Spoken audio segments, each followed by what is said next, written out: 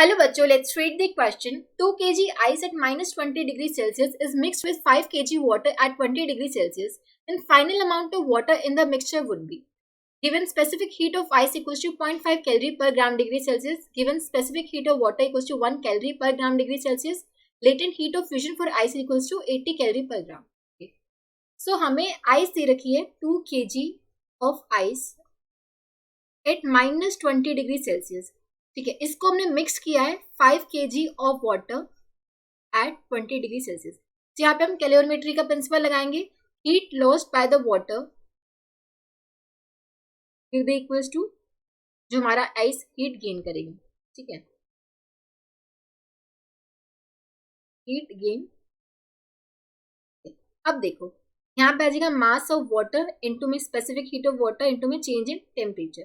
ठीक है, यहाँ आ जाएगा मास ऑफ आइस इंटू में specific heat of ice into में चेंज इन टेम्परेचर प्लस में कैपिटल एम मास ये है जो आइस हमारी 0 डिग्री सेल्सियस पर वाटर में कन्वर्ट हो जाएगी मिक्सचर पे. ठीक है, तो एम इंटू में latent heat of fusion, C amount of heat required to convert the ice at 0 degree Celsius into water. ठीक है, इतने अमाउंट ऑफ आइस हमारी वाटर में कन्वर्ट हो जाएगी. सो एम पहले हम निकाल लेते हैं, तभी हमें पता चल पाएगा कि फाइनल अमाउंट ऑफ वाटर कितना है मिक्सचर में.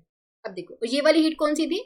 This much amount of heat is required to convert the ice at minus 20 degree Celsius to 0 degree Celsius.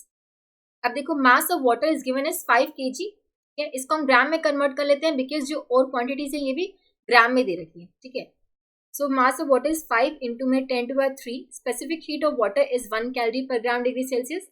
Change in temperature would be 20. Mass of ice is given as 2 kg. Specific heat of ice is given as 0.5 calorie per gram. और यहाँ पे 2 into में 10 to the power 3 आएगा because इसको हम ग्राम में convert करेंगे. Into में 0.5 calorie per gram degree Celsius and change in temperature would be 20. अब ये मास में फाइंड आउट करने कितनी आइस हमारी कन्वर्ट होगी वाटर में. Latent heat of fusion is given as 80.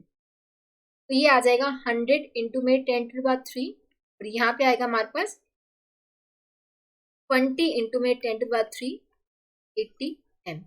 इसको इधर लेके जाएंगे तो ये आ जाएगा 80 इंटू में 10 to the power 3 equals to 80 m. m की वैल्यू आ जाएगी हमारे पास 10 to the power 3 ग्राम. ये आ जाएगा 1 kg. मतलब जो आइस हमारी वाटर में कन्वर्ट हो जाएगी इतनी अमाउंट ऑफ आइस हमारी 2 kg में से 1 kg हमारी किस में कन्वर्ट हो जाएगी वाटर में. ठीक है, अब टोटल अमाउंट ऑफ वाटर हमें निकालना था. Total amount of water in mixture.